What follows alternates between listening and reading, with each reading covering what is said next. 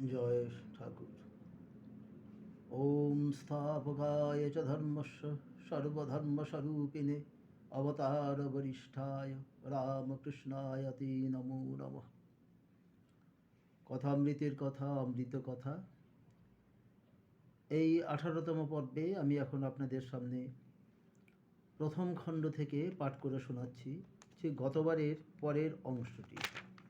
গতবারে আমরা চতুর্থ পরিচ্ছেদ পড়েছি, পঞ্চম পরিচ্ছেদ পড়েছিলাম। সেই পঞ্চম পরিচ্ছেদের অবশিষ্ট অংশ আজকে আপনাদের কাছে পাঠ করে শোনাচ্ছি। ঈশ্বরে সব সম্ভব, মিরাকলস। ঠাকুর বলিতেছেন, ঈশ্বরের পক্ষে কিছুই অসম্ভব নয়। তার স্বরূপ কেউ মুখে বলতে পারে না। সকলেই সম্ভব, সকলই সম্ভব। দুজন যোগী ছিল, ঈশ্বরের সাধনা করে। নারদ ঋষি যাচ্ছিলেন। একজন পরিচয় পেয়ে বললেন, তুমি নারায়ণের কাছ থেকে আসছো? তিনি কি করছেন? নারদ বললেন, দেখে এলাম তিনি ছুঁচের ভিতর দিয়ে উট হাতি প্রবেশ করাচ্ছেন, আবার বার্গ করছেন। একজন বললেন, তার আর আশ্চর্য কি, তার পক্ষে তো সবই সম্ভব। কিন্তু অপরটি বললে, তাও কি হতে পারে? তুমি কখনো সেখানে যাও নাই? বেলা প্রায় 9টা। ঠাকুর নিজের ঘরে বসিয়া আছেন, ঈশ্বরে তন্ময়। মনমোহন কন্যগর হইতে সপরিবারে আসিয়াছেন। মনমোহন প্রণাম করিয়া বললেন, এদের কলকাতায় নিয়ে যাচ্ছি। ঠাকুর কুশল প্রশ্ন করিয়া বলিলেন, আজ 1 অগস্ট কলকাতায় যাচ্ছ? কে জানে বাপু। এই বলিয়া একটু হাসিয়া অন্য কথা কহিতে লাগিলেন। যেটুকু জায়গা পড়লাম সেখানে আমরা ভক্তির পরাকাষ্ঠা নারদ ঋষির কথা রয়েছে। তিনি ভগবানের কাছ থেকে ফিরছেন বৈকুণ্ঠ থেকে। দুজন মানুষের সঙ্গে পথে দেখা হলো। তারা জানতে চাইলেন ভগবানের কথা। বিশিষ্ট লোকের কাছ থেকে যখন কেউ আসেন, তখন তিনি কেমন আছেন সেটা সবাই জানতে চান, কি করছেন জানতে চান। তো নারদ ঋষিকেও সে দুজনেই একই রকম প্রশ্ন করেছেন, প্রভু এখন কি করছেন? নারদ ঋষি আপাতত দৃষ্টিতে দেখতে গেলে ঠিক অদ্ভুত একটি কথা বললেন, যে তিনি ছুঁচের মধ্য দিয়ে হাতি উট এসব গলাচ্ছেন, আবার বেরও করছেন। তো দুজন মানুষ ছিলেন, দুজনের মধ্যে তাদের ধ্যান, জ্ঞান, বিশ্বাস, সামাজিক সংস্কার দুরকম। সেই রকম দুজনেরই এখানে এভিডেন্স ঠাকুর কথা প্রসঙ্গে এনেছেন। তো একজন বলছেন, তার অসম্ভব কি, তার পক্ষে তো সবই সম্ভব। অর্থাৎ ঈশ্বর সব কিছু করতে পারেন, তার সৃষ্টি। তিনি ইচ্ছা করলে সবাইকে মেরে রাখতে পারেন, সবাইকে বাঁচিয়ে রাখতে পারেন, সবাইকে বড় করতে পারেন, সবাইকে ছোট করতে পারেন। তিনি একটি ছিদ্রের মধ্য দিয়ে, অতি সূক্ষ্ম ছিদ্র যেখানে সুতো গলে না, সেখানে একটি উট হাতি গলাবেন, আবার বের করবেন। তার মধ্যে কোনো আশ্চর্য কিছু নেই। ঈশ্বরের পক্ষে সব সম্ভব। কি সরল মনে তিনি মেনে নিয়েছেন। আর একজন সংশয়বাদী, তিনি বলছেন, দেখ সে কি আবার কখনো হয় নাকি? তুমি ওখানে যাওনি বাবু, তাকে দেখে আসুন। তুমি অন্য কোথায় কি গাঁজা সব গজল মারছ, ও ঠিক কথা নয়, ঠিক কথা বলছো না। তুমি ওখানেই যাওনি, একটা আমাদের কাছে একটা ধোঁকা দিচ্ছ। তো এইটুকু আমরা দেখলাম। তারপরেই এসেছেন মাস্টারমশাইয়ের অতি প্রিয় ভক্ত মনমোহন, যিনি সম্পর্কে আমাদের রাজা মহারাজের অর্থাৎ স্বামী ব্রহ্মানন্দের শ্যালক, তিনি এসেছেন। তিনি তখন কলকাতায় নিয়ে যাচ্ছেন তার ভগ্নী, তাদেরকে, যাদের সঙ্গে রাজা মহারাজের বিয়ে হয়েছিল। তো সেই জায়গাটায় বলছেন, তো ঠাকুর বলছেন, আজ অগস্ত যাত্রা, 1 ঠিক নয়। কারণ ঠাকুর এসব মানতেন। হ্যাঁ, ঠাকুর এসব মানতেন, আমরা সবাই জানি। একবার মা বার তিথি নক্ষত্র না দেখে বারবেলায় এসে পৌঁছেছিলেন দক্ষিণেশ্বরে। পত্রপাঠ, তাকে পা হাত ধোয়ার সুযোগ দেননি, তাকে ঠাকুরের প্রণাম করার সুযোগ দেননি, জল খাওয়ার সুযোগ দেননি। সঙ্গে আবার মাতা ঠাকুরানী শ্যামাসুন্দরী, তাদেরকে পত্রপাঠ তিনি দেশে ফেরত দিয়েছিলেন। নৌকায় করে। তো এটা আমরা জানি, কারণ তাঁর দাদা মশাই রামকুমার, তো তিনি মস্ত বড় জ্যোতিষ ছিলেন, সেটা আমরা সবাই জানি। তিনি সে গঙ্গার ঘাটে যে বিস্ময়কর ঘটনাটি ঘটিয়েছিলেন রানীমার সঙ্গে, তা আমরা সবাই জানি। পরবর্তীকালে দেখা গিয়েছিল যে তিনি তার নিজের স্ত্রী যে সন্তান প্রসবের সময় অক্ষয়কে সন্তান প্রসবের সময় শরীর যাবে সেটাও তিনি বলে রেখেছিলেন, এবং তার সন্তানও যে থাকবে না সেটাও তিনি বলে রেখেছিলেন। তো তো সে হেন একজন জ্যোতিষের কাছে, যিনি অনেক দিন পড়াশুনো করেছেন, শিক্ষানবিশ করেছেন, অ্যাজ অ্যাপ্রেন্টিস ছিলেন ঠাকুর তার দাদার কাছে ঝামাপুকুরে। তো তিনি সেসব লক্ষ্য করেছেন, শুনেছেন, এবং সেসব বিদ্যা অনেকখানা স্বভাবসিদ্ধভাবে আয়ত্ত করেছিলেন, তাই সেগুলি তিনি মানতেন। সেটি যেন হঠাৎ তার মুখ দিয়ে বেরিয়ে পড়ল। বেরিয়ে পড়েই তিনি একটু হেসে অন্য প্রসঙ্গে গেলেন। নরেন্দ্রকে মগ্ন হইয়া ধ্যানের উপদেশ। নরেন্দ্র ও তাহার বন্ধুরা স্নান করিয়া আসিলেন। ঠাকুর ব্যগ্র হইয়া নরেন্দ্রকে বলিলেন, যাও বটতলায় ধ্যান করো গে, আসন দেব। নন্দকে ধ্যান করতে পাঠাচ্ছেন, করণীয় যা কিছু সেখানে বসার আসন টাসন রয়েছে কিনা, এগুলো সব কিছু পরিপাটিভাবে ঠাকুর দেখতে চাইছেন, তাই জিজ্ঞাসা করছেন, আসন দেব। নরেন্দ্র তাঁর কয়টি ব্রাহ্মবন্ধু পঞ্চবটী মূলে ধ্যান করিতেছেন। বেলা প্রায় 10:30। ঠাকুর শ্রীরামকৃষ্ণ কিয়ৎক্ষণ পরে সেইখানে উপস্থিত, মাস্টারও আসিয়াছেন। ঠাকুর কথা কহিতেছেন।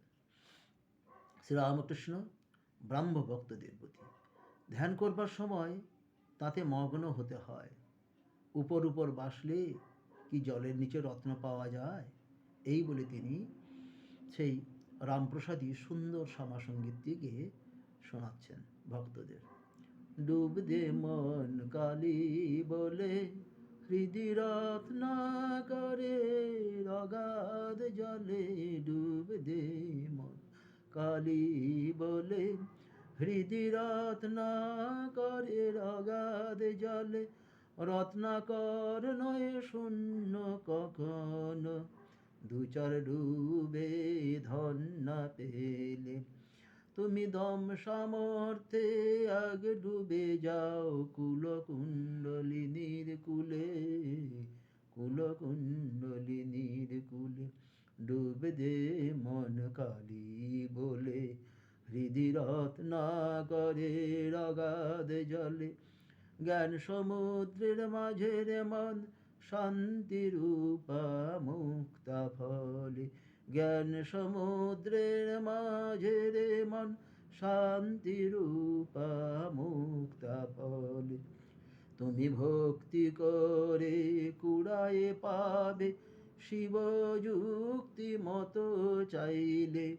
কামাদি ছয় কুম্ভীর আছে, আহার লোভে সদাই চলে। তুমি বিবেক হলদি গায়ে মেখে যাও, ছোঁবে না তার গন্ধ পেলে। রতন মাণিক্য কত পড়ে আছে সেই জলে। রামপ্রসাদ বলে ঝম্প দিলে, মিলবে রতন ফলে ফলে। ডুব দে মন কালী বলে, ডুব দে মন কালী বলে, হৃদি রত্নাকরে অগাধ জলে। তো সেই ভক্তিধন কুড়ানো নিয়েই কথা। ভক্তিধন হলো সাধনার চরম প্রাপ্তি, যে প্রাপ্তি হলে পরে রাধারানী আহ্লাদিনী এর কৃপা পাওয়া যায়। এবং সেই সাধন স্তরের 14 তলা সকলের উপরে, যেখানে যুগল রয়েছেন ঠাকুর এবং প্রেমময়ী রাধিকা, সেখানে পৌঁছানো যায়। তো সেই ভক্তি সম্বন্ধে এখানে নারদ ঋষি দিয়ে শুরু হলো। নারদ ঋষির কথা আমরা সবাই জানি। তিনি খুব চিত্রকেতুর তিনি জন্মগ্রহণ করলেন একজন গন্ধর্বের ঔরসে। গন্ধর্ব আমরা জানি যে যারা দেবতাদের সভায় গান বাজনা করেন, যারা ঠিক মানুষও নয়, দেবতা নয়, ঠিক মাঝামাঝি এক ধরনের শিল্পী, এক ধরনের ব্যক্তিত্ব, যারা সাধারণত নৃত্য, গান, বাজনা এসব নিয়ে থাকেন। তো তারপরেও দেখা গেল, যেহেতু তার মা একটু অন্য ধরনের, সমাজের চোখে অচ্যুত ধরনের ছিলেন, তো তিনি ভক্তি কৃপালও লাভও করলেন। কৃপা লাভ করে তিনি ব্রহ্মলোকেও ছিলেন, আমরা জানি। তো সে ব্রহ্মলোকেও তো ভগবান একদিন তাকে ছল করে, তার ভিতরে কিছু কামনা বাসনা থেকে গেছে, সেটির জন্য তাকে আবার সংসারে নিয়ে এসেছিলেন। নিয়ে এসে তিনি একটি গাছের তলায় বিশ্রাম করছিলেন। তখন বললেন, নারদ, ওই দূরে একটা বাড়ি দেখা যাচ্ছে, ওখানে গিয়ে একটু জল টল নিয়ে আসো, আমি একটু, আমায় পিপাসা পাচ্ছে, একটু জল খাই। তো তিনি সেখানে গিয়ে প্রভুর জন্য জল আনতে গিয়ে, বিষ্ণুর জন্য জল আনতে গিয়ে আর জল আনতে পারেননি। কারণ জল আনতে গিয়ে দেখলেন সেই কৃষকের একটি অপূর্ব পরমা সুন্দরী কন্যা ছিলেন। তাকে দেখে তিনি মোহিত হলেন এবং তিনি বিবাহের প্রস্তাবও দিয়ে ফেললেন। তো তখন তিনি বললেন যে, আমি তো কিছু বলতে পারি না, আমার বাবা রয়েছেন, বাবা এখন মাঠে রয়েছেন, তিনি এখন কৃষিকাজ করছেন, তিনি ফিরলে এই বিষয়ে সিদ্ধান্ত নেওয়া যাবে, আপনি ততক্ষণ অপেক্ষা করুন। নারদ এদিকে ভগবানের কথা ভুলেই গেলেন। তো সে কৃষক এসে সব শুনে, পরম বৈষ্ণব, পরম ব্রাহ্মণ, পরম দেবাদি দেবতাদের সভার একদম অতি আদরণীয় একজন দেবতাকে দেখে সবাই, তিনি খুব হৃষ্ট। তিনি সমস্ত বিবাহ দিলেন মেয়েকে। ওই দিকে নারদ ঠিক সেই বিষ্ণুর যেমন অবস্থা হয়েছিল, মোহগ্রস্ত হয়ে মায়াতে আটকে গিয়েছিলেন, শিব যেমন মায়াতে আটকে গিয়েছিলেন, আমরা সেসব গল্প জানি। তো উনি ওইখানে সংসার টংসার নিয়ে মেতে আছেন, জমি জমা নিয়ে মেতে আছেন, আর পরিশ্রম করে কোনো রোজগারপাতি করতে হচ্ছে না, বিশাল ঐশ্বর্য পেয়েছেন। এই সময় তার 2-3টি বাচ্চা টাচ্চা হলো। তো হঠাৎ একদিন দেখলো যে সুনামি, প্লাবন এলো, সব ভাসিয়ে নিয়ে যাচ্ছে, ঘর বাড়ি সব ভেসে গেল।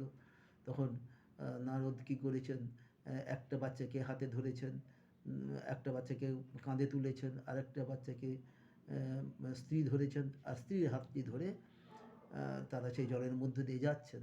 তো যেতে যেতে ছোটোটা স্ত্রীর হাত থেকে কোন এক সময় জলের ঢেউয়ে ছিটকে চলে গেল। তারপর একটা খাদে পড়ে গিয়ে নারদের হাত থেকে স্ত্রীর হাত ছাড়া হয়ে গেল, স্ত্রী তখন জলে তলিয়ে গেল। এই করতে করতে পরে দেখা গেলো ডান হাতে যে ছেলেটি ছিল সেটাও তলিয়ে গেল। তো নারদ এক সময় হাবুডুবু খাচ্ছে, খেতে খেতে কাঁধের বাচ্চাটিও ভেসে গেল। তো গিয়ে অচৈতন্য অবস্থায় ডাঙায় এসে ঠেকেছেন। তারপর যখন চৈতন্য হলো, দেখলেন যে প্রভু তার মাথায় হাত রেখেছেন। তখন বলছেন, কোথায় আমার সব ছেলেপুলে, কোথায় গেল, কোথায় কি হলো, কেউ কি দেখছি না, এই কী হলো। তখন না বলছে, এসব কী করছো তুমি, তোমাকে আমি জল আনতে পাঠালাম আর তুমি জলে ডুবে ডুবে এখানে এসে পৌঁছলে। তখন বলছে, হ্যাঁ প্রভু, আমি তো সব ভুলে গিয়েছিলাম, তো কিন্তু কেন এমন হলো, আমি জল আনতে গিয়ে এত বছর চলে গেল। তখন ঠাকুর বলেছিলেন যে এরই নাম মায়া, এরই নাম মহামায়া মায়া, এরই নাম বিষ্ণু মায়া। এই মায়া থেকে না বেরোতে পারলে কিছু হয় না। তো সেই ভক্তি লাভ করার পরেও নারদ পরম ব্রহ্মজ্ঞ, ব্রহ্মঋষি হওয়া সত্ত্বেও, তাকে ব্রহ্মর্ষি আমরা বলি, তাকেও এইভাবে পরীক্ষা দিতে হতো। তাকে অনেকবার জন্মাতে হয়েছে, অনেকবার পৃথিবীতে আসতে হয়েছে, এমনকি মানুষ রূপেও আসতে হয়েছিল, যে গল্পটি বললাম ওখানে। তো সেই নারদ দিয়ে ভক্তিসূত্রের দ্বিতীয় যে সূত্রটি আছে, সেখানে আছে সা তস্মিন পরম প্রেমরূপা। অতি সুন্দর একটি কথা, সা তস্মিন পরম প্রেমরূপা। ভগবানের প্রতি অপরিসীম ভালোবাসাই হচ্ছে ভক্তি। যে ভালোবাসা কেবল চোখের দেখা নয়, একেবারে অন্তরের অন্তঃস্থল থেকে চাওয়া, তাকে পেতে হয়। যাকে না পেলে আর কোনো কিছুই ভালো লাগে না, যাকে না পেলে আর জগতের সমস্ত কিছুকে অসার বলে মনে হয়। তো সেই জায়গায় তিনি সেই ভক্তি লাভের কথা এখানে আমরা রামপ্রসাদী গানের মধ্যেও রয়েছে, ঠাকুর সেই গানের কথা এখানে বললেন। তো এবার দেখা যাক পরবর্তী অংশে আমরা কি দেখতে পাচ্ছি। ব্রাহ্ম সমাজ, বক্তৃতা ও সংস্কার, সমাজ সংস্কার। সোশ্যাল রিফর্মস, আগে ঈশ্বর লাভ, পরে লোকশিক্ষা প্রদান। এটা একটি খুব গুরুত্বপূর্ণ কথা ঠাকুর বলেছেন। এবং জগতের সকলেরই এটি কথা। মোটামুটি কোনো নির্দেশ, কোনো ঈশ্বর ইচ্ছা ছাড়া কোনো কাজ করলে সেই ইচ্ছায় সে কাজ কখনো পরিপাটি হয় না, সুন্দর হয় না। সেই ইচ্ছাতে কখনো হয়তো পেট ভরে, মন ভরে না, শান্তি আসে না, জগতে কারো কোনো হিত হয় না, কল্যাণ হয় না। তাই সর্বদা যে কোনো কাজে ঈশ্বর অনুগ্রহই হচ্ছে, ঈশ্বরের কথা ভেবেই আমাদের সে কাজ করতে হবে। ঈশ্বরের কৃপা মনে মনে চেয়েই সব কাজে ঝাঁপাতে হবে, তবেই সে কাজটি সুন্দর হবে। নরেন্দ্র তাহার বন্ধুগণ পঞ্চবটির চাতাল হইতে অবতরণ করিলেন ও ঠাকুরের কাছে আসিয়া দাঁড়াইলেন। ঠাকুর দক্ষিণাস্য হইয়া নিজের ঘরের দিকে তাহাদের সহিত কথা কহিতে কহিতে আসিতেছেন। ঠাকুর বলিতেছেন, ডুব দিলে কুমির ধরতে পাবে, কিন্তু হলুদ মাখলে কুমির আর ছোঁয় না। হৃদয় রত্নাকরের অগাধ জলে কামাদি 6টি কুমির আছে, অর্থাৎ কাম, ক্রোধ, লোভ, মোহ, মদ ও মাশ্চর্য, এই 6টি রয়েছে। তার মধ্যে ভয়ঙ্কর হলো এই কাম। তো তো সেখান থেকে এই বিবেক বৈরাগ্যরূপ হলুদ মাখতে হবে। বিবেক বৈরাগ্য জাগ্রত হলে হলুদের গন্ধে যেমন কুমির আসে না জলে, ঠিক তেমনি বিবেক বৈরাগ্য ঠিক ঠিক জাগ্রত হলে কাম পিষ্ট হয়ে যায়। এবং এটি সম্ভব কেবলমাত্র ইষ্ট নাম করতে করতে, হরিনাম করতে করতে, শ্রীরামকৃষ্ণ নাম করতে করতেই সম্ভব। পাণ্ডিত্য কি লেকচার? কি হবে যদি বিবেক বৈরাগ্য না আসে? ঈশ্বর সত্য আর সব অনিত্য, তিনি বস্তু আর সব অবস্তু, এর নাম বিবেক। তাকে হৃদয় মন্দিরে আগে প্রতিষ্ঠা করো, বক্তৃতা, লেকচার, তারপর ইচ্ছা হয়তো করো। শুধু ব্রহ্ম ব্রহ্ম বললে কি হবে যদি বিবেক বৈরাগ্য না থাকে? ও তো ফাঁকা শঙ্খধ্বনি। এক গ্রামে পদ্মলোচন বলে একটি ছোকরা ছিল। লোকে তাকে পদো পদো বলে ডাকত। গ্রামে একটি বড় মন্দির ছিল, ভিতরে ঠাকুর বিগ্রহ নাই। মন্দিরের গায়ে অশ্বত্থ গাছ জন্মেছে, অন্যান্য গাছপালাও হয়েছে। মন্দিরের ভিতরে চামচিকা বাসা করেছে, মেঝেতে ধুলা ও চামচিকার বিষ্ঠা। মন্দিরে লোকজনের আর যাতায়াত নাই। একদিন সন্ধ্যার কিছু পরে গ্রামের লোকেরা শঙ্খধ্বনি শুনতে পেল। মন্দিরের দিক থেকে শাঁখ বাজছে ভোঁ ভোঁ করে। গ্রামের লোকেরা মনে করলে হয়তো ঠাকুর প্রতিষ্ঠা কেউ করেছে। সন্ধ্যার পর আরতি হচ্ছে। ছেলে, বুড়ো, পুরুষ, মেয়ে সকলে দৌড়ে দৌড়ে মন্দিরের সম্মুখে গিয়ে উপস্থিত। ঠাকুর দর্শন করবে আর আরতি দেখবে। তাদের মধ্যে একজন মন্দিরের দ্বারে আস্তে আস্তে খুলে দেখে পদ্মলোচন পদ এক পাশে দাঁড়িয়ে ভোঁ ভোঁ করে শাঁখ বাজাচ্ছে। ঠাকুর প্রতিষ্ঠা হয় নাই, মন্দির মার্জনা হয় নাই, চামচিকার বিষ্ঠা রয়েছে। তখন সে চেঁচিয়ে বলছে, মন্দিরে তোর নাইক মাধব, পদ শাঁখ ফুঁকে তুই করলি গোল, তাই চামচিকে 11 জনা দিবানিশি দিচ্ছে হানা। তো এই চামচিকে 11 জনার মধ্যে যে রয়েছে এই রিপু 6 জন, এবং এই 5টি কর্মেন্দ্রিয়কে নিয়েই 11 জনের কথা বলা হয়েছে। এটি একটি তত্ত্বকথা। তো তো এই কখনো কখনো এই পদরা সমাজে থাকে, যারা সবাইকে জাগিয়ে তোলে, সবাইকে জড়ো করতে পারে। তারা তারা সব ঠাকুর দেবতা কিছু বোঝে না। তারা যেন সেই ঘরের খেয়ে বনের মোষ তাড়ানোর মতো। তাদের কখনো কখনো শখ জাগে, ঈশ্বর তাদেরকে দিয়ে এই কাজগুলি করান।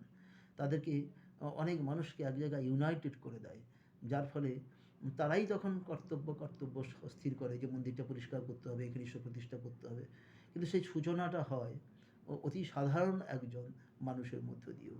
তো সেগুলিও ঈশ্বরের ইচ্ছাতে হয়। ঠাকুর সেই চাপরাসের কথা বলছেন, ঠাকুরের ইচ্ছার কথা বলছেন, ঈশ্বরের ইচ্ছার কথা বলছেন। যদি হৃদয় মন্দিরে মাধব প্রতিষ্ঠা করতে চাও, যদি ভগবান লাভ করতে চাও, শুধু ভোঁ ভোঁ করে শাঁখ ফুঁকলে কি হবে? আগে চিত্ত শুদ্ধি, মন শুদ্ধ হলে ভগবান পবিত্র আসনে এসে বসবেন। চামচিকার বিষ্ঠা থাকলে মাধবকে আনা যায় না। 11 জন চামচিকে, 11 ইন্দ্রিয়, 5 জ্ঞানেন্দ্রিয়, 5 কর্মেন্দ্রিয়। আগে মাধব প্রতিষ্ঠা, তারপর ইচ্ছা হয় বক্তৃতা, লেকচার দিও। তো এইখানে যে কথাটি বললাম, এখানে সেই কথাটি রয়েছে। ঠাকুর বলছেন আগে ডুব দাও, ডুব দিয়ে রত্ন তোলো, তারপর অন্য কাজ। রত্ন তোলো অর্থাৎ ঈশ্বর লাভ করো, পূর্ণ জ্ঞান লাভ করো, ভক্তি লাভ করো, তারপর প্রচার। কেউ ডুব দিতে চায় না, সাধন নাই, ভজন নাই, বিবেক বৈরাগ্য নাই, দু চারটে কথা শিখেই অমনি লেকচার। হ্যাঁ, লোকশিক্ষা দেওয়া কঠিন।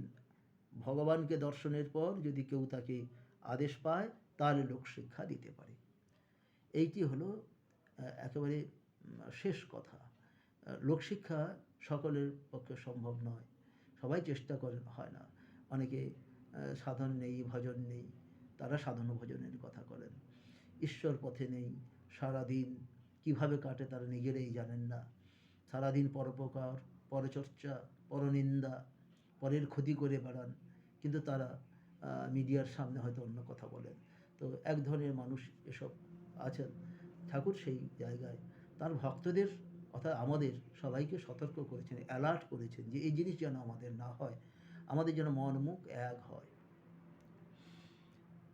অবিদ্যা স্ত্রী আন্তরিক ভক্তি হলে সকলে বসে আসে। কথা কহিতে কহিতে ঠাকুর উত্তরের বারান্দার পশ্চিমাংশে আসিয়া দাঁড়াইলেন।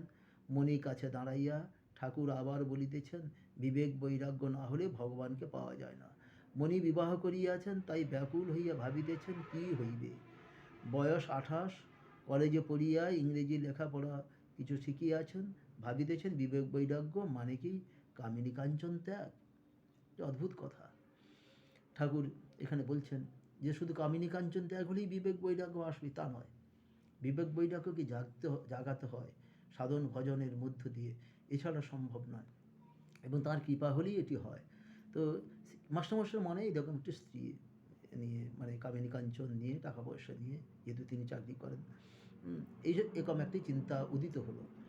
তো মণি ঠাকুরকে তাই সরাসরি জিজ্ঞেস করছেন, মণি শ্রীরামকৃষ্ণপতি, স্ত্রী যদি বলে আমায় দেখছো না, আমি আত্মহত্যা করব, তাহলে কি হবে? শ্রীরামকৃষ্ণ গম্ভীর স্বরে, অমন স্ত্রী ত্যাগ করবে। যে ঈশ্বরের পথে বিঘ্ন করে আত্মহত্যাই করুক আর যাই করুক। একেবারে স্ট্রেট বলেছেন। আমরা জানি রামকৃষ্ণ সঙ্গে পূজনীয় ব্রহ্মানন্দজি বিবাহিত ছিলেন। সত্যচরণ তার সন্তানও ছিল, যিনি 10-11 বছর বয়সে মারা যান। তারক মহারাজ স্বামী শিবানন্দজি, আমি আমার সন্ন্যাস যে পরম্পরায়, তো সেখানে তিনিও বিবাহিত ছিলেন। আমরা জানি যোগিনী মহারাজ বিবাহিত ছিলেন, অদ্বৈতানন্দজি বিবাহিত ছিলেন। পরবর্তীকালে অনেক বড় বড় সাধক আমাদের রামকৃষ্ণ মঠ মিশনে জয়েন করেছেন, যারা সস্ত্রীক সাধন লোকেই ছিলেন। তবে ওনারা সন্ন্যাসী হয়েছেন, মঠে চলে এসেছেন, কিন্তু স্ত্রীরা বাড়িতে ব্রহ্মচারিণীর মতো জীবনযাপন করেছেন এবং ঈশ্বর লাভ করেছেন।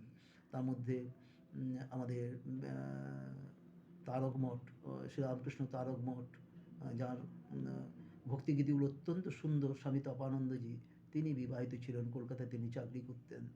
স্বামী কৈলাসানন্দ, যিনি অত্যন্ত একজন বরিষ্ঠ রামকৃষ্ণ মঠ মিশনের সন্ন্যাসী, তিনি বিবাহিত ছিলেন। তাঁর স্ত্রী যোগিনীর মতো জীবনযাপন করেছেন এবং এই মার্গে ঠাকুরের কৃপা লাভ করেছেন।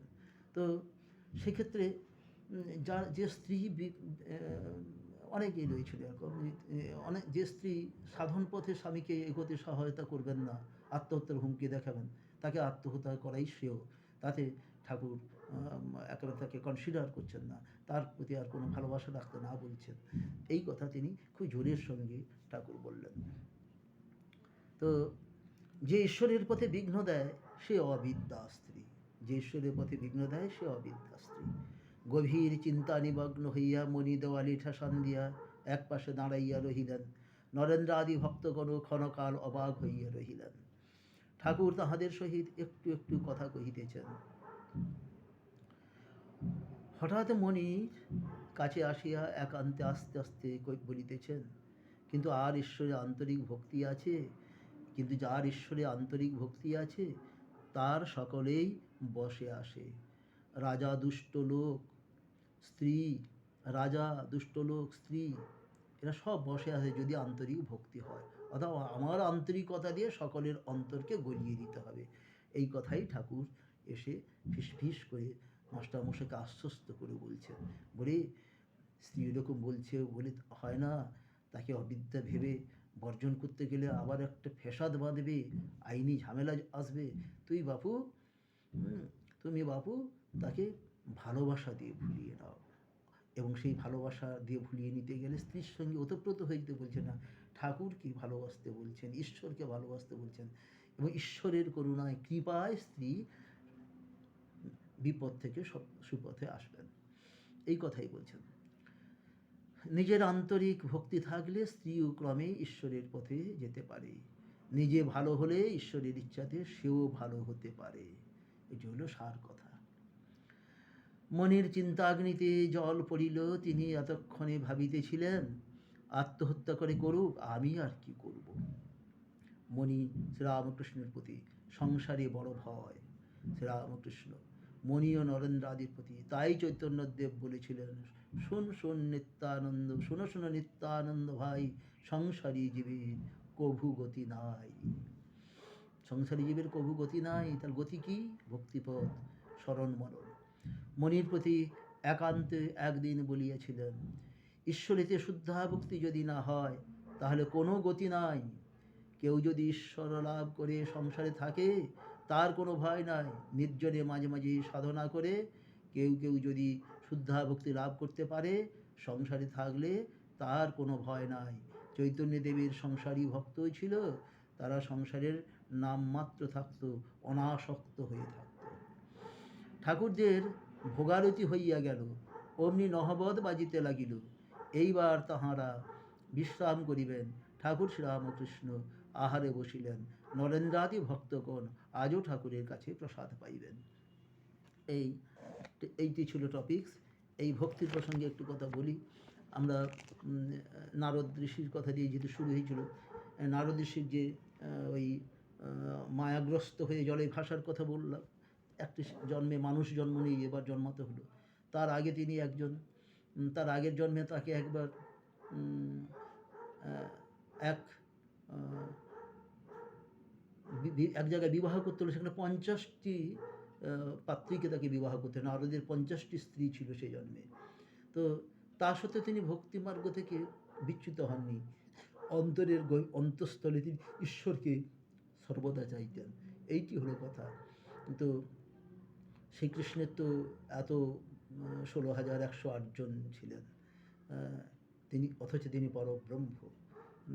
তো সেটা তো কথা নয়। কথা হচ্ছে সংসার যেন না বেঁধে ফেলে, সংসার যেন মনে না থাকে, সংসার যেন অন্তরে না থাকে, সংসার যেন সর্বদা বাইরে থাকে, অন্তরের ভেতরে যেন কেবল ঈশ্বর থাকেন, ভগবান থাকেন।